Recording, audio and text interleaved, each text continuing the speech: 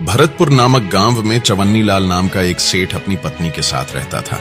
हालांकि उनके पास धन दौलत की कोई कमी नहीं थी, मगर कंजूसी में उसका कोई सानी नहीं था। ओहो, मेरी चाय में ये मक्खी कहां से गिर गई?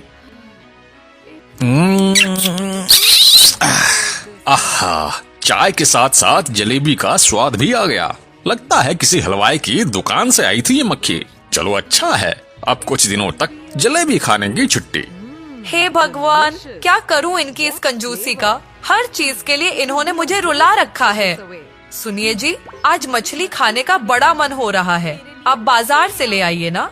पिछले 1 साल से आपको बोल रही हूँ और आप हैं कि बस टरकाए जा रहे हैं।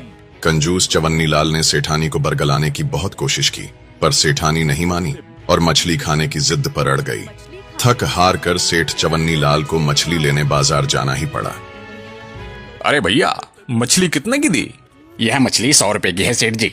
अरे यह तो बहुत ज्यादा है भाई। तुम तो बहुत ठग रहे हो यार। जहाँ से तुम लाते हो वहाँ इतने की थोड़ी ना मिलती होगी। मैं ठग रहा हूँ सेठ जी?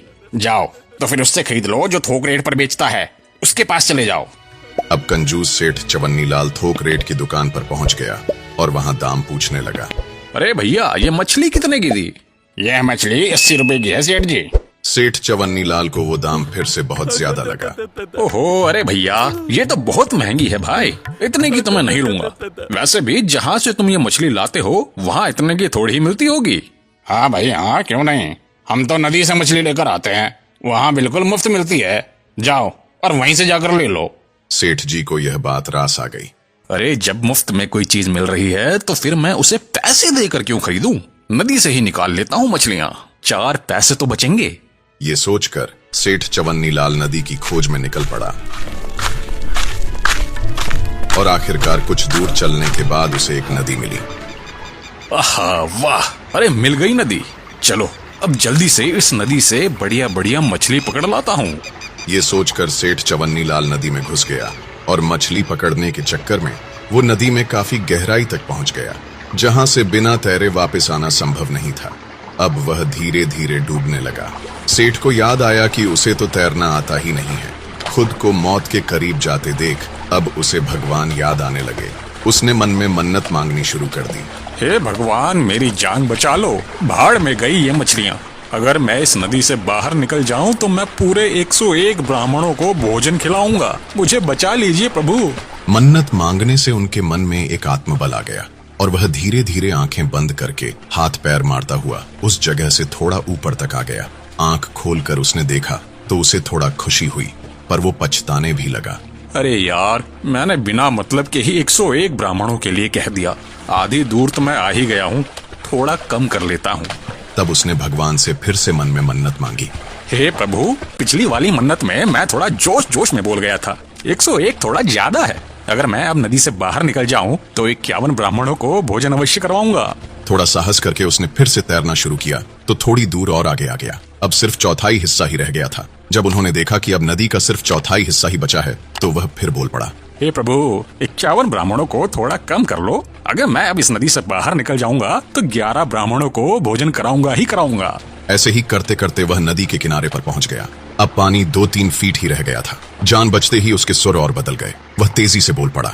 हे भगवान, 11 ब्राह्मण भी थोड़े ज्यादा ही हैं। मैं 11 न सही पर 1 ब्राह्मण को तो भोजन करा ही दूंगा, जरूर कराऊंगा। ऐसे करते करते चवन्नी लाल आखिरकार नदी से बाहर आ गया। बाहर निकलने के बाद सेठ ने सोचा, अब कह तो दिया है कि 1 ब्राह्मण को भोजन कराऊंगा, पर भोजन कराऊंगा कैसे? कहने को तो सेठ चवन्नी लाल ने कह दिया कि 1 ब्राह्मण को भोजन करा दूंगा, पर अपनी कंजूसी और पैसे बचाने के चक्कर में सेठ ऐसे ब्राह्मण की खोज में चल दिया जो बहुत कम खाता हो। कई जगह ढूंढने के बाद भी चवन्नी लाल को बहुत कम खाना खाने वाला ब्राह्मण कहीं नहीं मिला। वो ढूंढता रहा और कई लोगों से पूछने बताने के बाद आखिरकार सेठ को एक ब्राह्मण मिल ही गया। सेठ उस ब्राह्मण के घर पहुंचा। पंडित जी, मेरा नाम सेठ चवन्नी लाल है। मैं पास के गांव भरतपुर में रहता हूँ। दरअसल मुझे 1 ब्राह्मण को भोजन कराना है, इसीलिए आपके पास आया हूँ। ठीक है सेठ जी, मैं आ जाऊंगा आपके घर। अब सेठ जी ने कुछ ऐसा प्रश्न कर दिया जिसके लिए ब्राह्मण देवता तैयार नहीं थे। पंडित जी, वैसे आप कितना खा लेते हैं? क्योंकि पिछली बार जिस पंडित को मैंने भोजन करवाया था वो तो बहुत बड़ा पेटू निकला था। इतना सुनते ही ब्राह्मण समझ गया कि यह सेठ बहुत ही कंजूस है जो ऐसी बात पूछ रहा है। अब सेठ कंजूस था तो ब्राह्मण बहुत चालाक था। उसे सेठ के प्रश्न पर क्रोध तो आया, पर उसे बिना जाहिर किए वह तुरंत बोल पड़े। सेठ जी, मैं पेटू नहीं हूँ, मैं तो मुश्किल से सिर्फ 2 पूरियां ही खा पाता हूँ। ये सुनकर सेठ की खुशी का कोई ठिकाना नहीं रहा। उसे लगा कि बस यही उचित ब्राह्मण है। तो ठीक है पंडित जी, आप मेरा निमंत्रण स्वीकार कीजिए। बस आप एक बात का ध्यान रखना कि मैं सुबह 9 बजे दुकान पर चला जाता हूँ, तो कल आप उससे पहले ही आकर भोजन ग्रहण कर लीजिएगा। पंडित राजी हो गया और सेठ भी प्रसन्न मन से अपने घर आ गया। अगली सुबह भोजन की सारी तैयारी करके सेठ चवन्नी लाल पंडित का इंतजार करने लगा। देखते ही देखते 9 बज गए, परंतु पंडित जी घर नहीं आए और धीरे धीरे 10 भी बज गए। अंत में थक हार कर सेठ ने सेठानी से कहा, पंडित जी भी पता नहीं कहाँ रह गए। 9 बजे का बोला था और अब 10 बज गए हैं। मुझे दुकान के लिए देर हो रही है। भाग्यवान, मैं दुकान जा रहा हूँ। अगर मेरे जाने के बाद पंडित जी आए तो तुम उन्हें भोजन करा देना और 11 रुपए की दक्षिणा भी दे देना। यह कहकर सेठ चवन्नी लाल घर से चला गया। उसके जाने के कुछ देर बाद करीब 12 बजे पंडित जी घर पर आए। उनके आते ही सेठानी उनके हाथ पैर धुलवाने लगी। वो हाथ पैर धो ही रही थी कि तभी पंडित जी फूट फूट कर रोने लगे। क्या हुआ पंडित जी, आप रो क्यों रहे हो? क्या बताओ सेठानी जी, इस घर में तो मैं कई वर्षों पहले भी आया करता था जब तुम्हारे सास ससुर जिंदा थे। बस अभी तुम्हारी देवी जैसी सासू माँ की याद आ गई। वह जब भी भोजन के लिए बुलाती थी तो हाथ पैर धुलवाते समय मुझे 5100 रुपए देती थी। इतना सुनते ही सेठानी तुरंत भावुक हो गई। सासू माँ नहीं है तो क्या हुआ पंडित जी, मैं तो हूँ ना, मैं उस रीत को नहीं बदलूंगी। सेठानी ने 5100 रुपए लाकर पंडित को दे दिए। पंडित जी बड़े खुश हुए। इसके बाद सेठानी ने पंडित के लिए 2 पूरियों का बढ़िया सा भोजन लगा दिया। पंडित ने पेट भरकर भोजन किया और भोजन खत्म करने के बाद वो एक बार फिर से फूट फूट कर रोने लगे। पंडित को इस तरह रोता देख सेठानी चिंतित हो गई। उसने फिर से पंडित जी से पूछा, अब क्या हो गया पंडित जी, अब आप क्यों रो रहे हो? खाने में कुछ कमी रह गई क्या? नहीं, ऐसी कोई बात नहीं है सेठानी जी। बस मुझे फिर से आपकी लक्ष्मी स्वरूप सासू माँ की याद आ गई। जब वो जिंदा थी ना तो वह मुझे भोजन कराने के बाद भी 21,000 रुपए की दक्षिणा और साथ ही साथ आटा और चावल का दान भी करती थी। पर वह सब पुरानी बातें हैं, अब वह समय कहाँ लौट कर आएगा। चलिए ठीक है सेठानी जी, अब मैं विदा लेता हूँ। रुकिए पंडित जी, आप चिंता मत कीजिए। जैसा पहले से होता आया है आगे भी वैसा ही होता रहेगा। इतना कहकर सेठानी ने तुरंत चवन्नी लाल की तिजोरी से 21,000 रुपए निकालकर पंडित को दक्षिणा के रूप में दे दिए और साथ ही आटा चावल दाल आदि को एक झोले में बांधकर पंडित को दे दिया। पंडित जी सारा सामान लेकर खुशी खुशी अपने घर निकल लिए। रात को जब सेठ चवन्नी लाल लौटकर घर आया तब उसने सेठानी से पूछा, अरे भाग्यवान, पंडित जी भोजन करने आए थे या नहीं? हाँ, पंडित जी आए थे और मैंने उन्हें भोजन भी बहुत अच्छे से करा दिया था, पर वो बार बार रोए जा रहे थे। हैं? बार बार रो रहे थे? पर वह क्यों? दरअसल वो बता रहे थे कि सासू माँ के समय में भी वो हमारे घर भोजन पर आया करते थे, इसीलिए उनको बार बार सासू माँ की याद आ रही थी। लेकिन मैंने उन्हें सासू माँ की कोई कमी महसूस नहीं होने दी और उनका भोजन से लेकर दान दक्षिणा तक सब बहुत अच्छे से किया। ये सुनते ही सेठ चवन्नी लाल बुरी तरह से चौंक गया। दान दक्षिणा? अरे कैसी दान दक्षिणा? जब सेठानी ने पूरी राम कहानी बताई तो गुस्से से चवन्नी लाल का खून खौलने लगा। अरे ये तूने क्या कर दिया भाग्यवान? 26,000 रुपए की दक्षिणा, इतने में तो मैं पूरी दुनिया के पंडितों को खाना खिला देता। छोड़ूंगा नहीं, मैं उस पंडित को आज छोड़ूंगा नहीं। वो मुझे चूना लगाकर चला गया। सेठ ने तुरंत अपनी लाठी उठाई और पंडित के घर की तरफ चल दिया। उधर पंडित जी भी पूरी तरह तैयार होशियार बैठे हुए थे। उन्हें मालूम था कि जब कंजूस सेठ को सारी बात पता चलेगी तो वह बहुत हंगामा करेगा। इसीलिए पंडित ने पंडिताइन के साथ मिलकर पहले ही सारी तैयारी कर रखी थी। अरे भाग्यवान, वो कंजूस सेठ यहाँ कभी भी आ सकता है। तुम्हें अच्छे से याद है ना कि क्या करना है? कोई गलती मत करना। हाँ पंडित जी, हमें अच्छे से याद है। आप चिंता मत कीजिएगा, हम भी आप ही की पत्नी है। देखिएगा हमारी परफॉर्मेंस। कुछ ही देर में सेठ चवन्नी लाल बिलबिलाता हुआ पंडित के घर पहुंच जाता है। पंडित, अरे ओ पंडित, बाहर निकल। सेठ की आवाज सुनते ही पंडिताइन तुरंत पंडित को एक सफेद कफन उड़ा देती है। वहीं काफी देर तक जब पंडित बाहर नहीं आता तो सेठ गुस्से में घर के अंदर चला आता है। चालू हो जाओ भाग्यवान, सेठ जी आ गए हैं। ए भगवान, पंडित जी, पंडित जी, हम सबको छोड़ के चले गए। अब हमारा क्या होगा? हमें भी साथ क्यों नहीं ले गए अपने? अरे इनको क्या हो गया? पता नहीं, सवेरे अच्छे भले घर में बैठे थे, कहकर गए थे किसी दानवीर सेठ के घर भोजन के लिए जा रहा हूँ। पता नहीं वहां इन्हें कौन सा जहर खिला दिया। वहां से जो लौटे हैं उसके बाद धे उल्टी धे दस और हमारे पंडित जी हमको छोड़ के चले गए। अब हम कहाँ से इनके क्रियाकर्म के लिए पैसे लाएंगे? कुछ भी तो नहीं है घर में, कैसे इनको फूकेंगे? हे भगवान। इतना सब कुछ देखकर सेठ चवन्नी लाल बहुत घबरा गया। हे भगवान, ये पंडित तो मेरे ही घर से खाना खाकर लौटा था। कहीं ये बात गांव में फैल गई कि मेरे खिलाए खाने से इसकी मौत हो गई है तो मुझे तो जेल हो जाएगी। ये कहाँ फंस गया मैं? सेठ ने डर के मारे तुरंत अपनी जेब से 20,000 रुपए निकाले और पंडितानी को देते हुए कहा, यह लीजिए, यह कुछ रुपए हैं। आप इनसे पंडित जी का दाह संस्कार जल्दी करा लीजिए। और हाँ, इसके अलावा बाकी की जो भी जरूरत का सामान होगा वह मैं घर पहुंचकर भिजवा दूंगा। आप बिल्कुल भी परेशान मत होइए। इतना कहकर चवन्नी लाल फौरन अपने घर की तरफ पतली गली पकड़कर निकल लेता है और घर पहुंचते ही डर के मारे वो दाह संस्कार के सामान के साथ साथ 2 महीने का राशन भी पंडिताइन के घर भिजवा देता है। इस बात को 2 महीने बीत जाते हैं। अब सेठ जी का दिया हुआ सारा राशन पानी खत्म हो गया।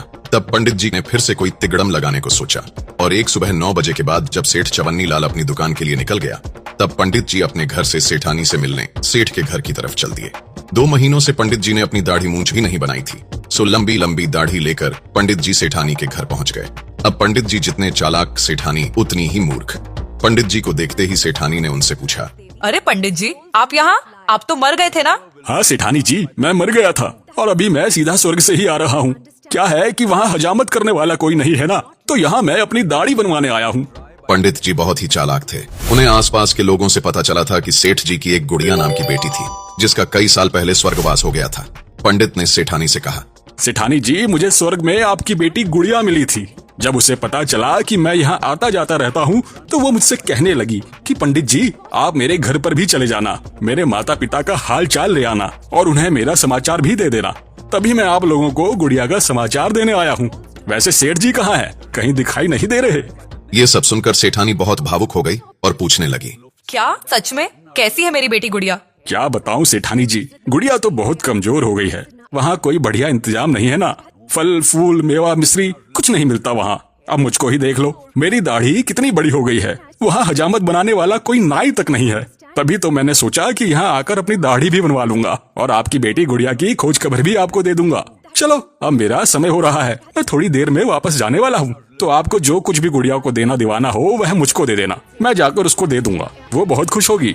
अब सेठानी ने गुड़िया के लिए बढ़िया बढ़िया व्यंजन और बोरी भरकर राशन सामग्री पंडित को दे दी और पंडित जी वो सारा सामान लेकर अपने घर चले आए। शाम को जब सेठ चवन्नी लाल लौटकर घर आया तो सेठानी ने उसे कुछ नहीं बताया।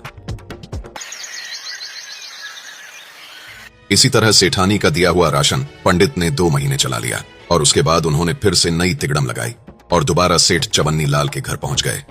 पंडित को देखकर सेठानी खिलखिला उठी और पूछने लगी, अरे पंडित जी, आप क्या हाल चाल है आपके? और मेरी बेटी गुड़िया कैसी है? हाल चाल तो बहुत बढ़िया है। अब तो गुड़िया एकदम तंदुरुस्त हो गई है। आपका दिया हुआ सामान देखकर वह बहुत खुश हो गई थी और खूब खा पी रही है। उसने आपका और सेठ जी का हाल चाल पूछा है। और हाँ, एक खुशी की बात तो मैं आपको बताना ही भूल गया।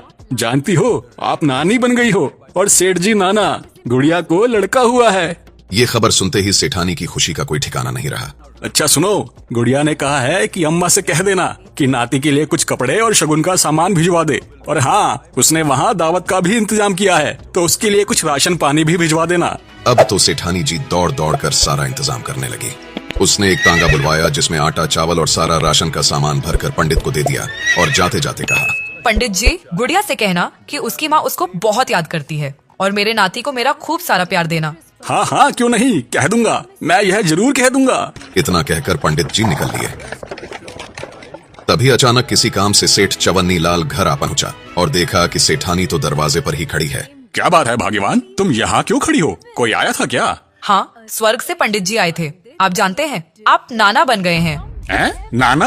अरे मैं नाना कैसे बन गया? ना मेरी कोई बेटी, ना कोई भतीजी, भला फिर मैं नाना कैसे बन सकता हूँ? तब सेठानी ने चवन्नी लाल को बताया। अरे, अपनी बेटी गुड़िया है ना स्वर्ग में, उसी को लड़का हुआ है, पंडित जी बता रहे थे। ये सब बातें सुनकर तो मानो सेठ को जैसे करंट ही लग गया। हे भगवान, तुम्हारा दिमाग खराब है भाग्यवान। उस पंडित ने तुमसे कुछ भी कहा और तुमने सब कुछ मान लिया। अरे भगवान, कहीं वो तुमको ठग कर कुछ ले तो नहीं गया?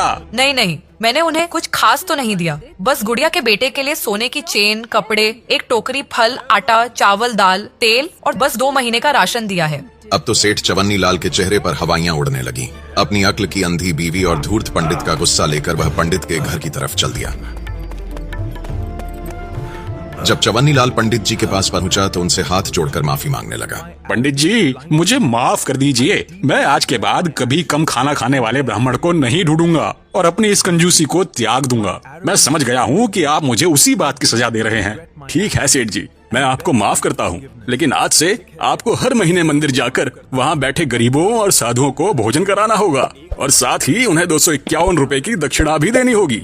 मुझे स्वीकार है पंडित जी, मुझे माफ कर दीजिए। हर महीने गरीबों और साधुओं को दावत भी खिलाऊंगा और साथ ही साथ 251 रुपए की दक्षिणा भी दूंगा। पंडित ने सेठ चवन्नी लाल को माफ कर दिया और मुस्कुराते हुए बोले, जाओ, अब आप चैन से रहो। दोस्तों, कहानी अच्छी लगी तो लाइक जरूर करें और ऐसी ही मजेदार कहानियों के लिए इस चैनल को सब्सक्राइब करना बिल्कुल न भूलें। तो मिलते हैं एक और अनोखी कहानी में। तब तक स्वस्थ रहें, मुस्कुराते रहें।